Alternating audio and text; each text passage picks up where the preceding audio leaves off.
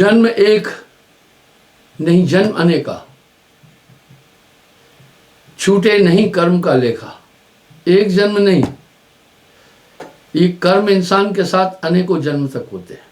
जो आप लोगों में विविधता देख रहे हैं उसका एक बैकग्राउंड है। ये विविधता उसके कर्मानुकूल है। धर्मदास जी साहब से एक बहुत अच्छा सवाल पूछ रहे हैं। सब नर नार तत्व सम आई, सभी में 5 तत्व बरोबर है। आपने कहा तत्वों के कारण से आदमी की नेचर अलग अलग होती है, लेकिन हे सदगुरु, मनुष्य में तो 5 तत्व है और मनुष्य में ही बड़ी विभिन्नता दिख रही है। दयाशील संतोष क्षमा गुणन, कोई शून्य कोई होए संपूर्ण। देखने में आ रहा है कुछ लोग बहुत शांत हैं, उनमें क्षमा है, दया है, ज्ञान है, शील है। कोई मनुष्य है अपराधी, कोई शीतल, कोई काल उपाधि। आपने तो कहा कि तत्वों के कारण से नेचर अलग होता है, लेकिन ये अलग अलग जीव क्यों हैं? बड़ा प्रासंगिक प्रश्न है। कोई मार तन करे आहारा, कोई जीव दया उर्धारा। कुछ बड़े हिंसक है, किसी भी जीव को मार देते हैं, और कुछ में बड़ी दया है। कोई ज्ञान सुनत सुख माने, कोई काल गुण बात बखाने। नाना गुण के कारण होई, हे साहब वर्ण सुनाओ सोई। इसलिए ये भी विभिन्नता क्यों है? आपकी बात को मैं स्वीकार कर रहा हूं, लेकिन मनुष्य तो सब मानव है, उनके अंदर इतनी विभिन्नता क्यों है? अब देखिए साहब बड़ा यूनिक उत्तर दे रहे हैं।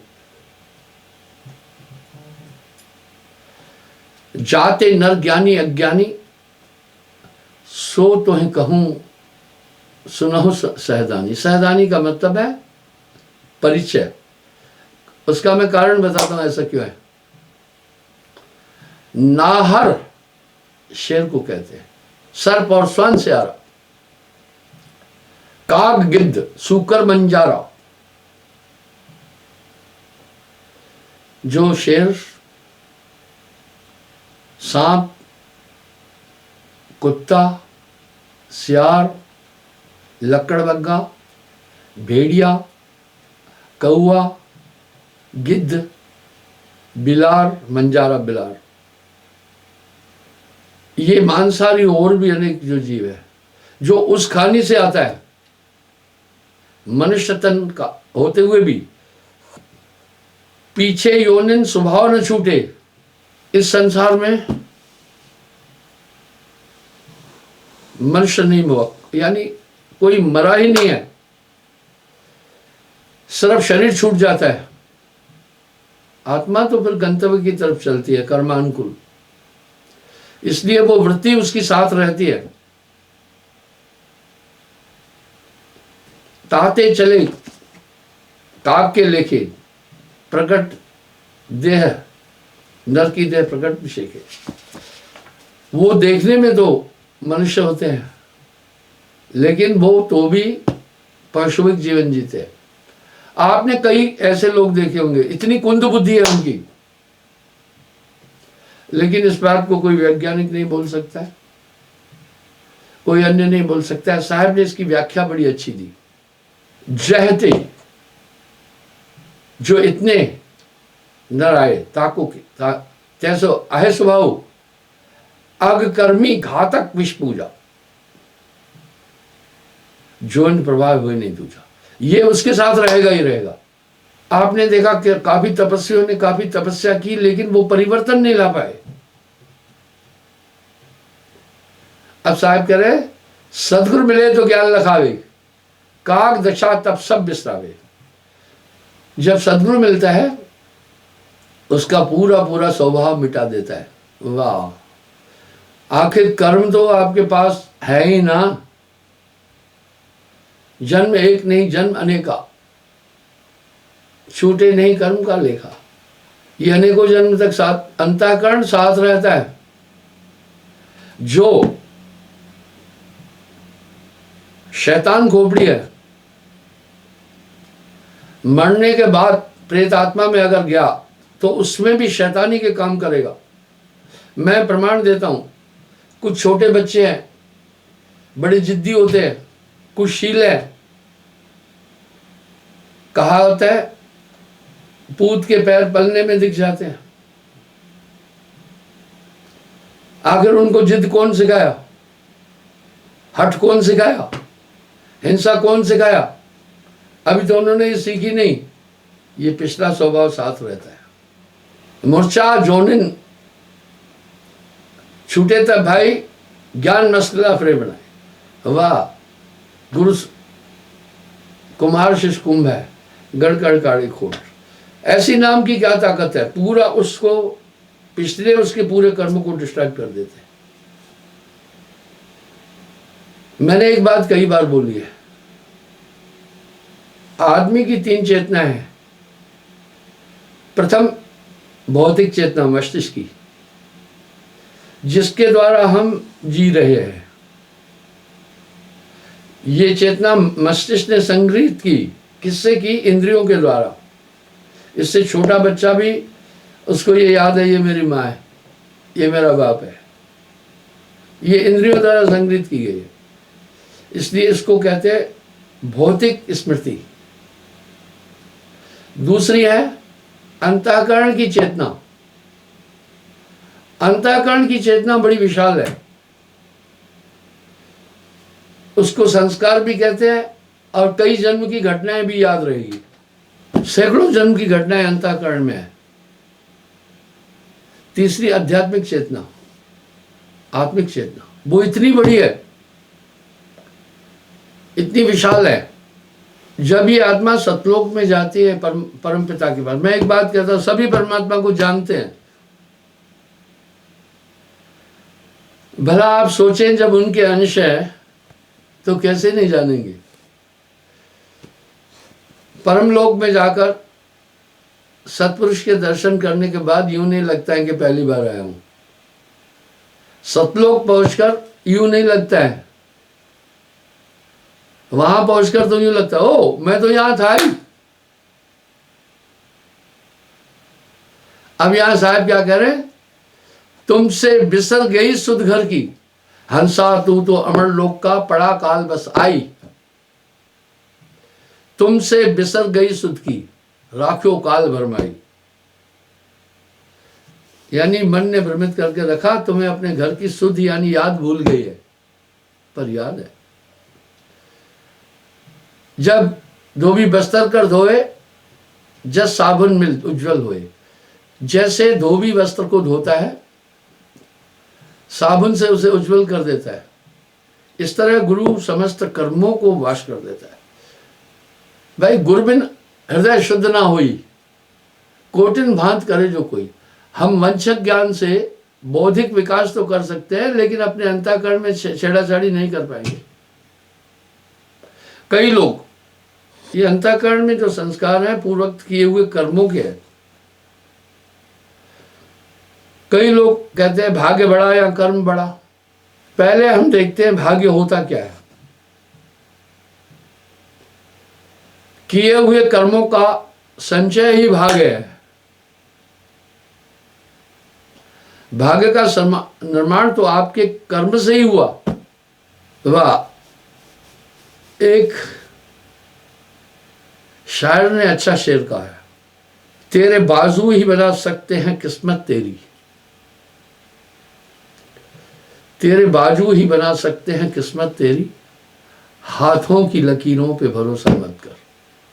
वाह, कर्म प्रारब्ध को डोमिनेट कर सकता है, क्योंकि हमारा भाग्य तो हमारे पूर्वोक्त कर्मों के अनुसार बना है, उसी के अनुसार हमारा अंतःकरण है। तो गुरु वो पॉइंट को वाश कर देता है जहां कर्म संचित है। आपको ध्यान होगा मैंने एक उल्लेख कई बार उठाया कि आजकल वैज्ञानिक एक क्रिया कर रहे हैं। वो कह रहे हैं उन्होंने जिद पकड़ी है, हम आदमी को अमर बनाएंगे। ठीक है, वैज्ञानिक लोग तो ये देख रहे हैं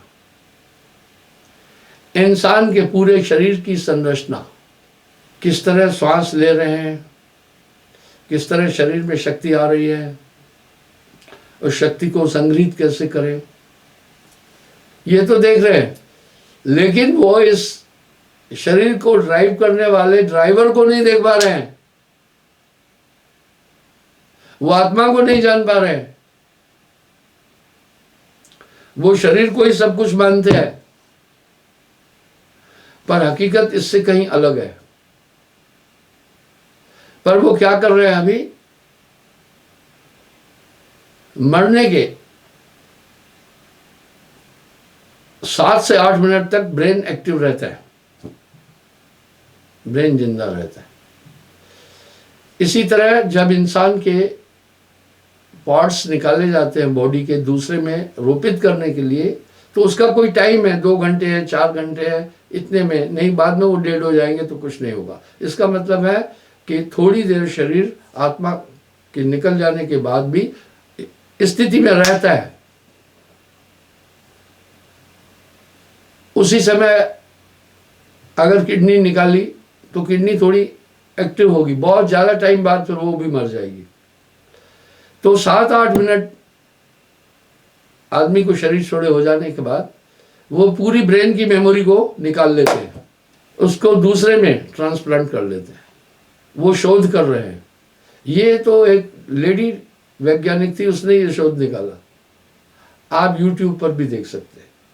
तब वो दूसरे के शरीर में वो मेमोरी स्थापित कर सकते हैं। मान लीजिए कैलाशनाथ जिंदा रहना चाहता है, लेकिन शरीर तो नाशवान है, इसकी कैपेबिलिटी नहीं है इतनी, कितना भी संभालिए। मैं वस्त्र को बड़ा संभाल कर पहनता हूं, गरीब आदमी हूं, बेरोजगार हूं, अपनी जीविका यापन का संसाधन खुद करता हूं। ये बड़ाई के लिए नहीं बोल रहा हूं, मुझे बड़े हिसाब से चलना पड़ता है। मेरी आय 30,000 पे मेरी पेंशन है, करीब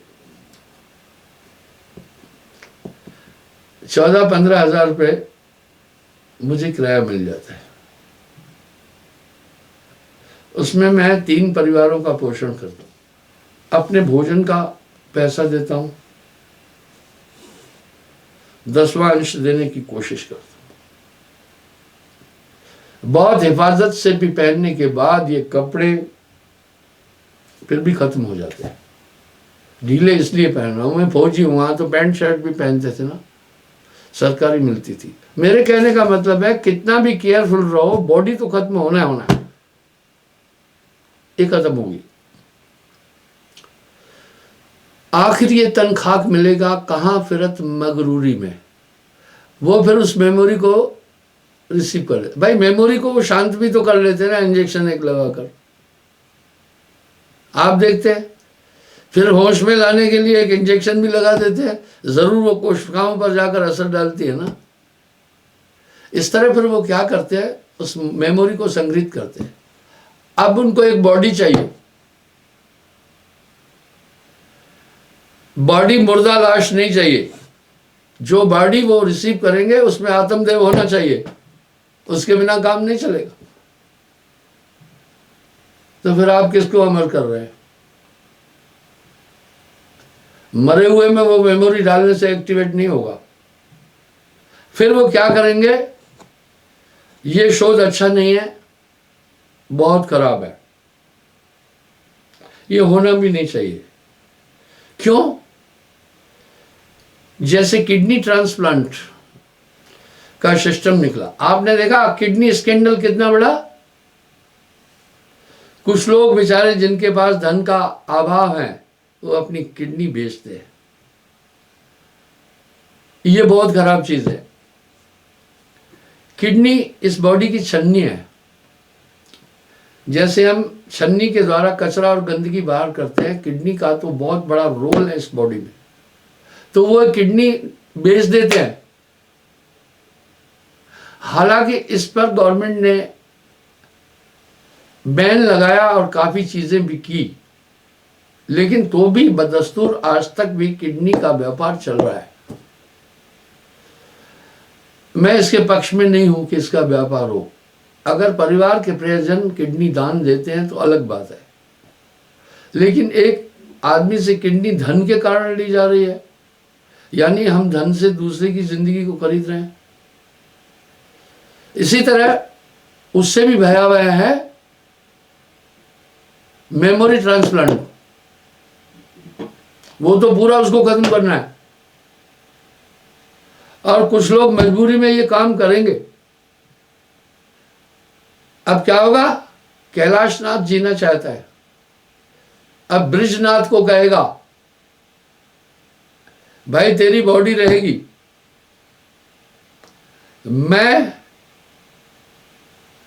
मेरी मेमोरी तेरी बॉडी में रखेंगे, तुम्हें जो पैसा चाहिए ले लो। कहेंगे जी ठीक है। कैसा होगा, जैसे किडनी ट्रांसप्लांट में होता है, एक ही ऑपरेशन रूम में दोनों जाएंगे। किडनी ट्रांसप्लांट में भी है, जो डोनर है उसकी किडनी निकालेंगे उसी समय, और कुछ डॉक्टर जिसमें रोपित करना है उसका भी पेट चीरेंगे। ये काम जल्दी होगा। इसी प्रकार दोनों जाएंगे वहां। फिर पहले ब्रजनाथ की मेमोरी निकाल दी जाएगी, लेकिन इसमें थोड़ा अलग होगा।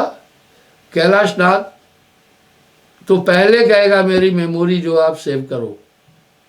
हाँ, किडनी ट्रांसप्लांट में दोनों ऑपरेशन रूम में साथ जाएंगे, उसमें दोनों नहीं जाएंगे, एक जाएगा। उसमें सिर्फ ब्रजनाथ जाएगा, क्योंकि